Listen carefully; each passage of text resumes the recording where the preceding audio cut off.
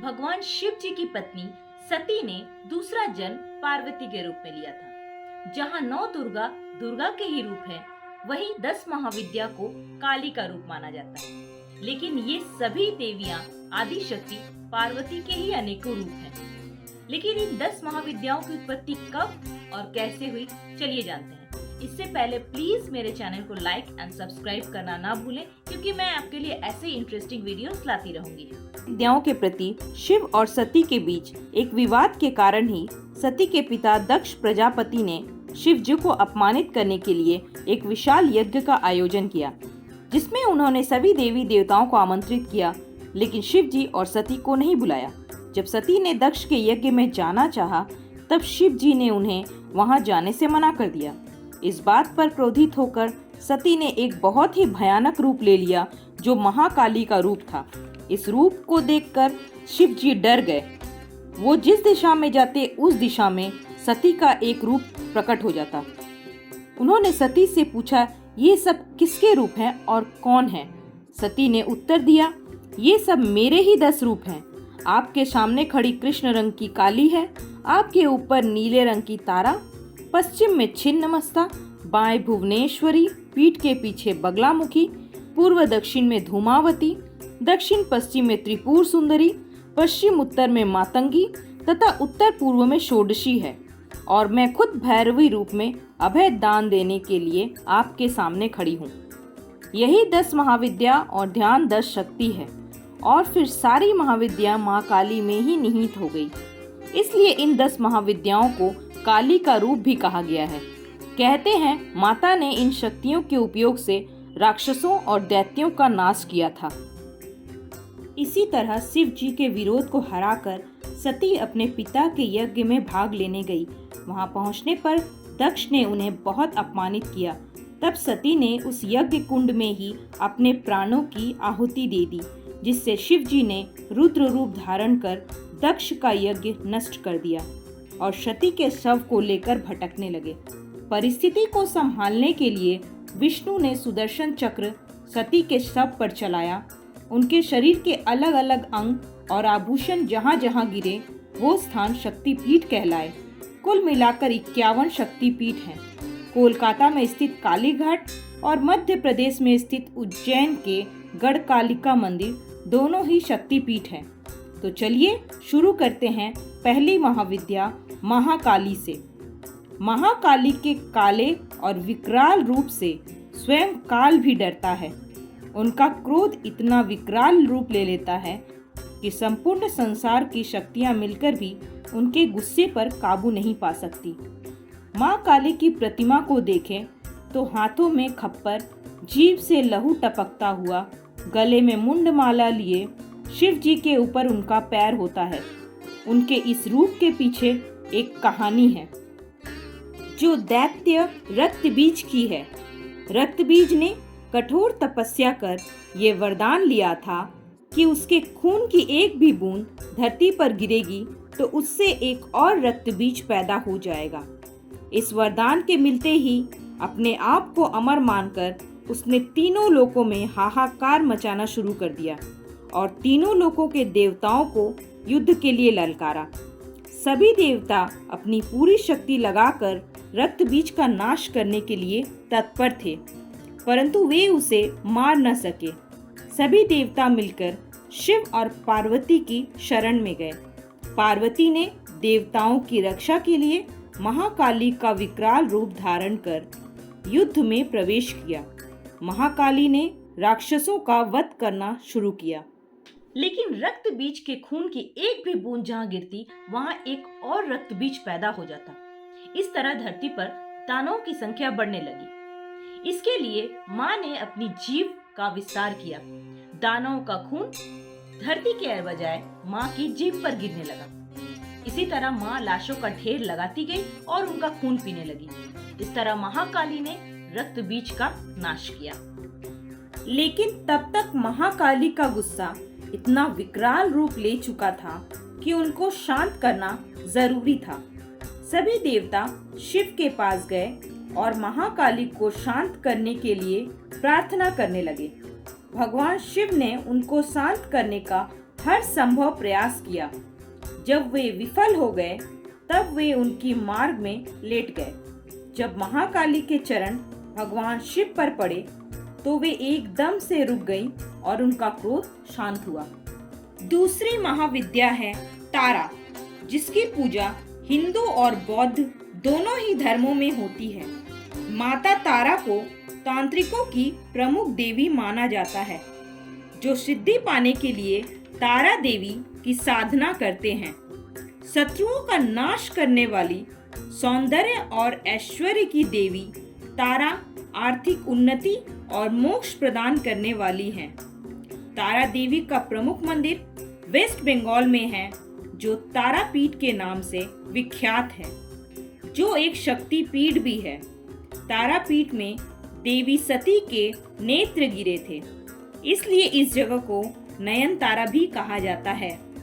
प्राचीन काल में ऋषि वशिष्ठ ने इसी स्थान पर देवी तारा की उपासना करके सिद्धियां प्राप्त की थी।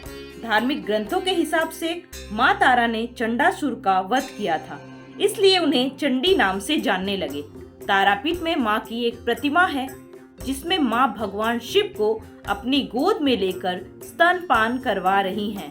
कहते हैं समुद्र मंथन के समय जब भगवान शिव ने विषपान किया था, तब समस्त देवी देवताओं के कहने पर माँ तारा ने भगवान शिव को स्तनपान कराकर अमृत पिलाया था।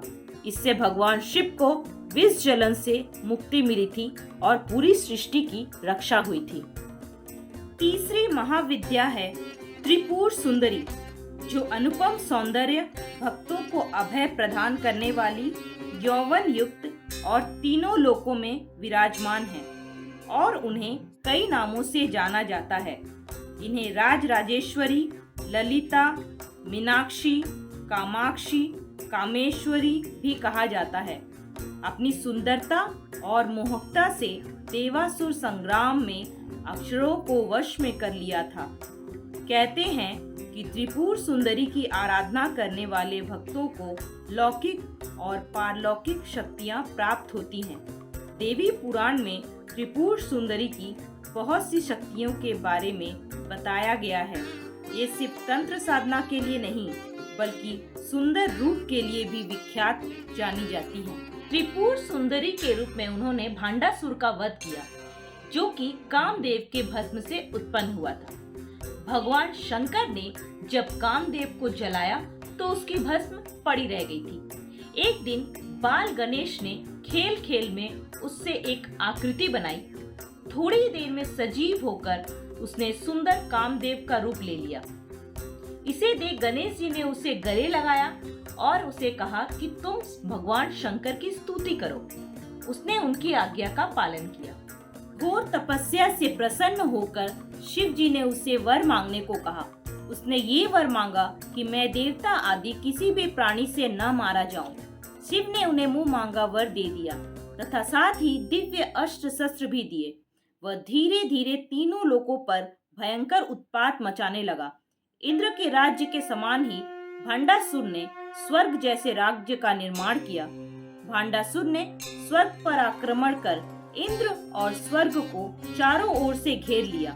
सभी देवताओं ने देवी की आराधना की। आदि शक्ति त्रिपुर सुंदरी के रूप में प्रकट हुई और फिर देवी और भांडासुर के बीच भयंकर युद्ध हुआ। भांडासुर ने अपनी 10 उंगलियों से रावण, कंस, हिरण्याक्ष और हिरण्यकश्यप आदि 10 राक्षस जो भगवान विष्णु के 10 अवतारों से मारे गए थे, उन सबको प्रकट किया। उसके बाद त्रिपुर सुंदरी ने अपनी 10 उंगलियों से भगवान विष्णु के 10 अवतारों को प्रकट किया और उनसे उन 10 राक्षसों का वध करवाया। अंत में देवी त्रिपुर सुंदरी ने भांडासुर का वध किया। त्रिपुरा में स्थित त्रिपुर सुंदरी का शक्तिपीठ है। माना जाता है यहाँ माता के धारण किए हुए वस्त्र गिरे थे। चौथी महाविद्या है भुवनेश्वरी। भुवनम का मतलब होता है तीनों लोक। ये देवी तीनों लोकों की स्वामिनी है। भुवनेश्वरी को समस्त ब्रह्मांड की रचनाकार माना जाता है। भुवनेश्वरी को आदि शक्ति और मूल प्रकृति भी कहा गया है। भुवनेश्वरी ही शताक्षी और शाकंभरी के नाम से प्रसिद्ध हैं। पुत्र प्राप्ति के लिए लोग इनकी आराधना करते हैं। इस महाविद्या की आराधना से सूर्य के समान तेज और ऊर्जा प्रकट होने लगती है। पांचवी महाविद्या है छिन्नमस्ता। इनका सिर कटा हुआ और सिर से रक्त की 3 धाराएं बह रही हैं। मार्कंडेय पुराण व शिव पुराण में देवी के इस रूप का वर्णन किया गया है। इनके अनुसार जब देवी ने चंडी का रूप धरकर राक्षसों का संहार किया तो चारों ओर उनकी जय जयकार होने लगी। परंतु देवी की सहायक अजया और विजया की रक्त की पिपासा शांत नहीं हो पाई। इस पर उनकी रक्त पिपासा को शांत करने के लिए माँ ने अपना मस्तक काटकर अपने रक्त से उनकी प्यास बुझाई। इनकी 3 आंखें हैं और ये मदन और रति पर आसीन हैं। देवी के गले में हड्डियों की माला है। कहते हैं शांत भाव से इनकी उपासना करने पर ये अपने शांत रूप में प्रकट होती है। उग्र रूप में उपासना करने पर उग्र रूप में दर्शन देती हैं। कामाख्या के बाद दुनिया के सबसे बड़े शक्ति पीठ के रूप में छिन्नमस्तिका मंदिर काफी लोकप्रिय है, जो रांची से लगभग 80 किलोमीटर की दूरी राजरप्पा में स्थित है। छठी देवी हैं त्रिपुर भैरवी। नारद पुराण के अनुसार एक बार जब माँ काली के मन में ध्यान आया कि वह पुनः अपना गौर वर्ण प्राप्त करे, तब वह अंतर्ध्यान हो गईं।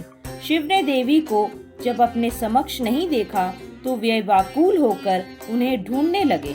नारद जी देवी माँ की खोज में उत्तर दिशा में गए, जहाँ माता अपने ध्यान में मग्न थी।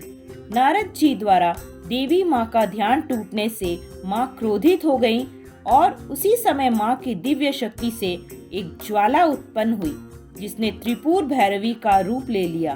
त्रिपुर भैरवी की उपासना से सभी बंधन दूर हो जाते हैं। ये साधक को युक्ति और मुक्ति दोनों ही प्रदान करती हैं। इनको षोडशी भी कहा जाता है। इनकी साधना से षोडश कला में निपुण संतान की प्राप्ति होती है। आजीविका और व्यापार में वृद्धि होती है। 7वीं देवी है धूमावती।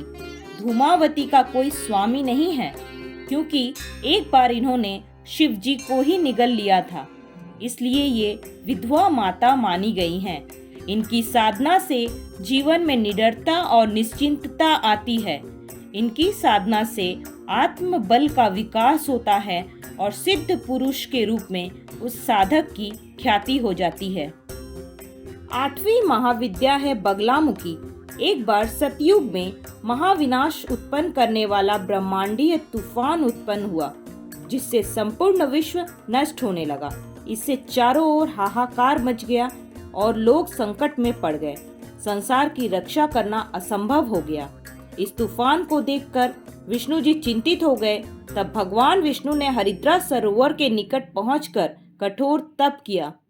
भगवान विष्णु के तप से प्रसन्न होकर आदि शक्ति देवी बगलामुखी के रूप में प्रकट हुई और सृष्टि को नष्ट होने से बचाया।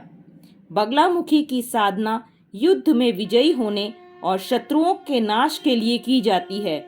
कृष्ण और अर्जुन ने महाभारत युद्ध से पहले माता बगलामुखी की पूजा अर्चना की थी।